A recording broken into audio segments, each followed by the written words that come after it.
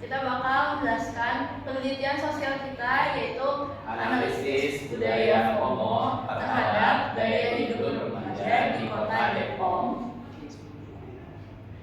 Nah, jadi di sini kan kami akan membahas 5 hal. Yang pertama itu di bab 1 yaitu pendahuluan, lalu bab kedua yaitu kajian teori, di bab 3 metodologi penelitian, lalu di bab 4 ada pengolahan dan hasil, dan di bab terakhir atau bab kelima adalah kesimpulan dan saran. Nah, jadi saya bakal menjelaskan bab 1 yaitu pendahuluannya. Nah, apa sih latar belakang dari penelitian kita? Jadi kemudahan akses internet itu mendorong penggunaan layanan digital di masyarakat. Oleh karena itu, internet itu menjadi sarana yang populer buat cari informasi, buat berinteraksi, dan juga untuk bertukar pikiran terhadap dunia luar. Nah, oleh karena itu muncullah globalisasi. Globalisasi memungkinkan kita untuk mengetahui budaya lain. Nah, akhirnya muncullah anomali, yaitu fenomena FOMO atau fear of missing out, di mana FOMO itu banyak banget sebenarnya akibat negatifnya. Salah satunya itu adalah memunculkan sikap konsumerisme.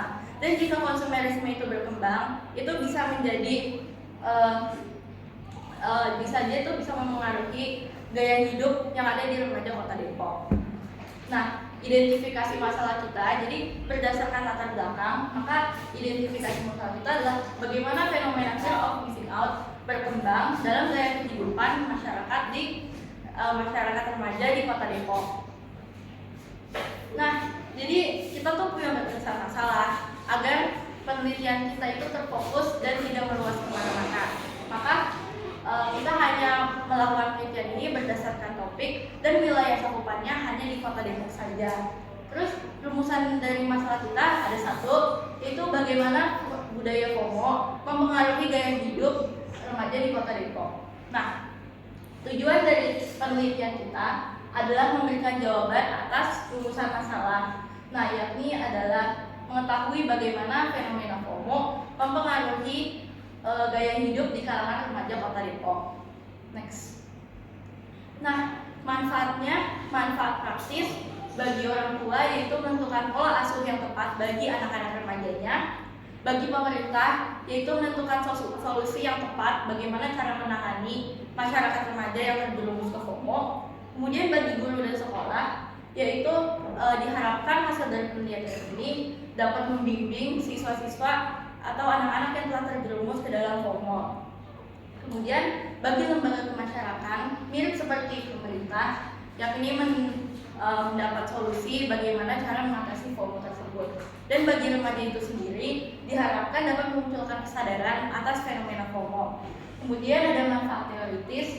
Di manfaat teoritis diharapkan penelitian ini bisa mengembangkan kajian teoritis dan menjadi penguat bagi penelitian sebelumnya dan bisa menjadi referensi bagi peneliti yang akan datang.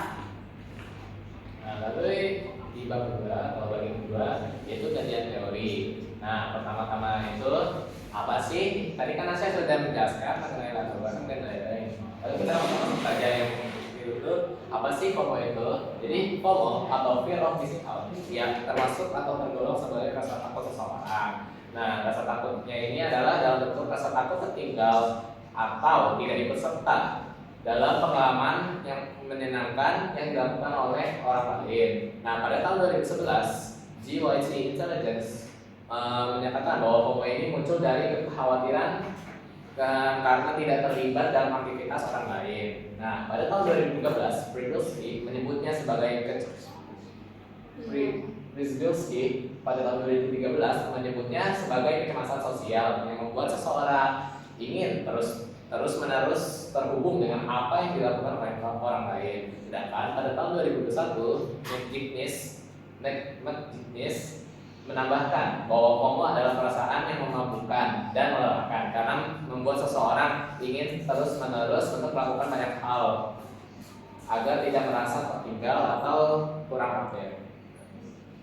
Nah, ini ada beberapa penelitian yang relevan dengan apa apa yang kita teliti.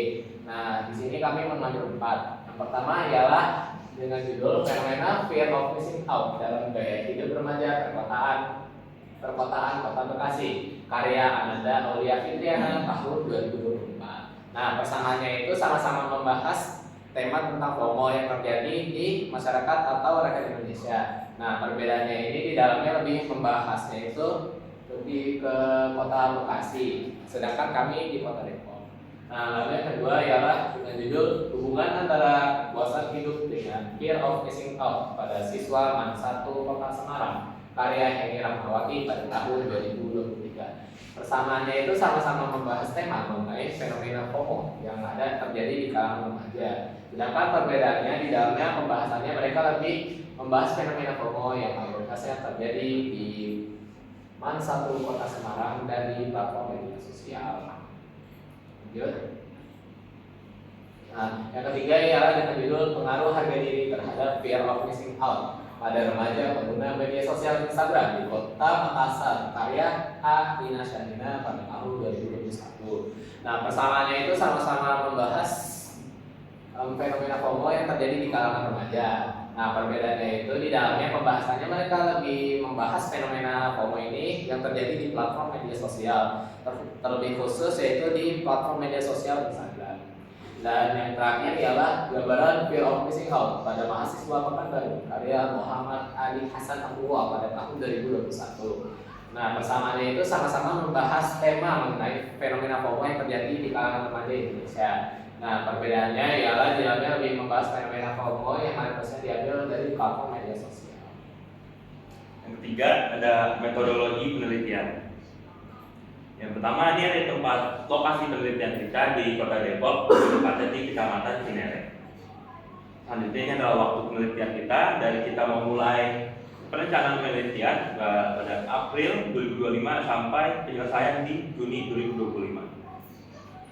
Selanjutnya adalah metode penelitian kita. Metode penelitian kita menggunakan metode kualitatif, yaitu kualitatif yang berdasarkan dengan angka, tapi kalau kualitatif ini berdasarkan dengan kita sebagai peneliti ini terjun ke lapangan untuk mengobservasi di tempat tersebut atau mewawancarai responden.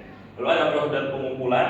Ini menggunakan sistematis pengukuran yang dimana prosedur dapat melibatkan penggunaan instrumen atau alat ukur tertentu, misalnya kuesioner, wawancara, atau observasi. Selanjutnya ada analisis data, di mana meliputi proses pemeriksaan semua data yang sudah kita kumpulkan dari mewawancara, kuesioner, atau observasi.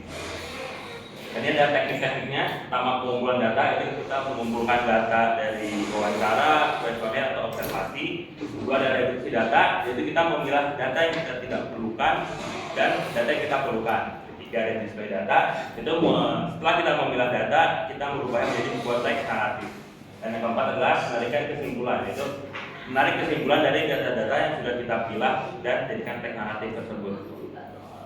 Terus selanjutnya ada uji keabsahan data, yaitu ada triangulasi, yaitu ini memeriksa keabsahan data yang kita sudah dapatkan dengan sebuah pembanding dari sumber yang lain. Lalu ada triangulasi sumber, yaitu teknik penelitian kualitatif yang digunakan untuk meningkatkan validitas dan reliabilitas data dengan membandingkannya dengan sumber-sumber yang sudah ada di internet. Nah, sekarang saya bakal menjelaskan bab 4, yaitu pengolahan dan hasil. Nah, jadi dari pengolahan data ini saya mendapat penjelasan mengenai budaya FOMO, yaitu budaya FOMO adalah perasaan cemas atau takut tertinggal dan tertinggal tren yang ada atau yang lagi populer di kalangan tertentu. Kemudian dampak budaya FOMO terhadap gaya hidup remaja. Nah, jadi dari semua narasumber yang sudah kita wawancarai, 100% itu setuju jika FOMO itu memiliki pengaruh terhadap gaya hidupnya, baik diri sendiri maupun sekitarnya. Kemudian gambaran atau contoh nyata FOMO terhadap gaya hidup remaja.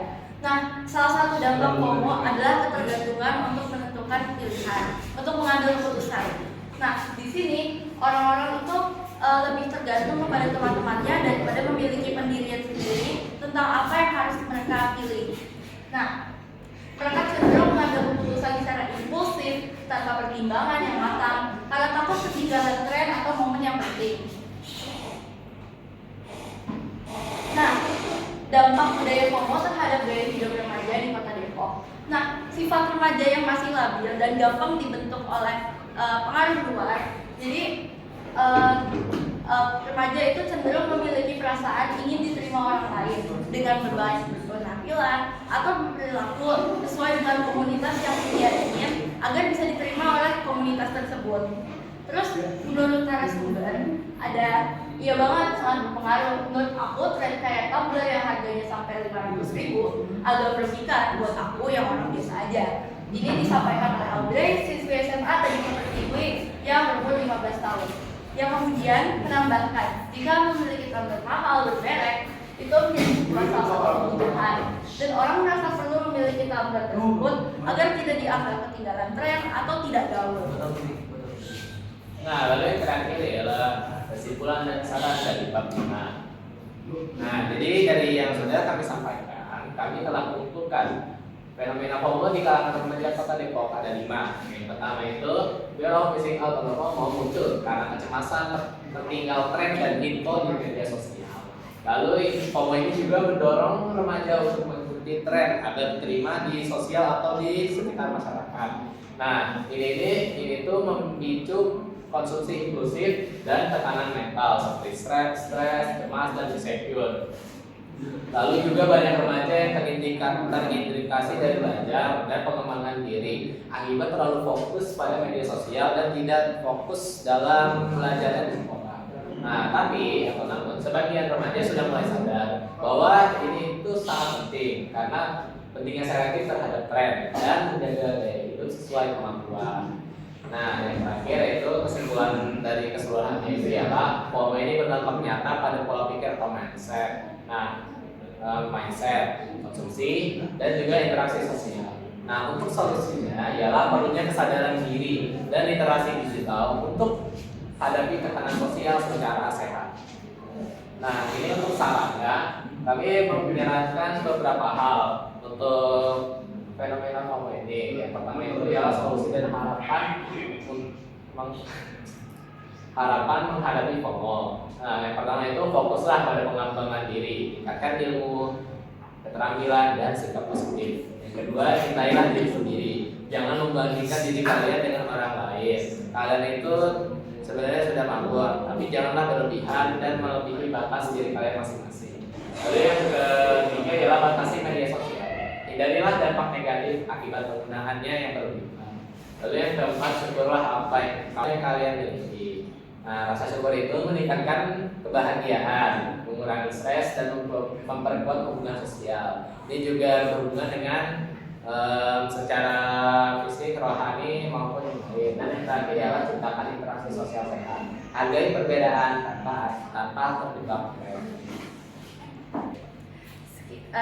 Sekian presentasi dari kelompok 5. Kurang lebihnya mohon maaf. Wassalamualaikum warahmatullahi wabarakatuh.